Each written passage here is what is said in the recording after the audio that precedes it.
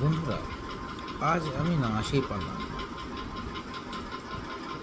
তার মূল বিষয়বস্তু হচ্ছে, আমার আসার কারণের মূল বিষয়বস্তু এটাই যে প্রতিটা মানুষ প্রতিনিয়ত সমস্যার সম্মুখীন হচ্ছে।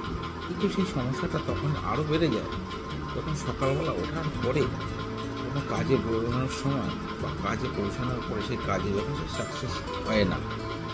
তো বন্ধুরা, আজ আমি আপনাদেরকে এমন একটা উপায় বলে দেব, যে উপায় অবলম্বন করলে অচিরেই আপনার সমস্ত যত রকম কাজের বাসনা নিয়ে আপনি যেই স্থানেই যান না কেন, সেটা করলে তা সম্পূর্ণ হতে বাধ্য।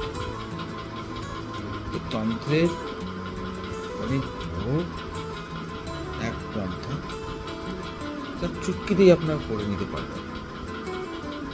তার জন্য কোনো বড় তান্ত্রিক বা অ্যাস্ট্রোলজার বা অন্য কোনো জায়গায় আপনাকে যেতে হবে না। তো চলুন, আজকে আমি এই জিনিসটা আপনাদেরকে বলে দিই। আপনারা একটা কাজ করবেন।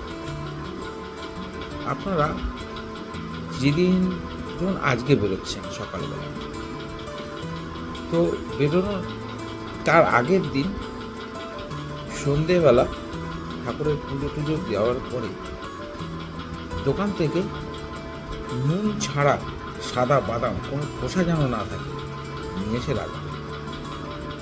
এবং যখন সকালবেলা ঘর থেকে বেরোবেন, তখন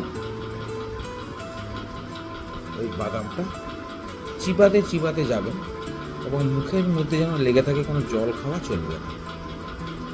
এই উপায়টা অবলম্বন করে সেই ব্যক্তি বা যেখানেই যাচ্ছেন সেখানে যদি আপনি যান, তাহলে আপনার কাজ সাকসেস হতে বাধ্য।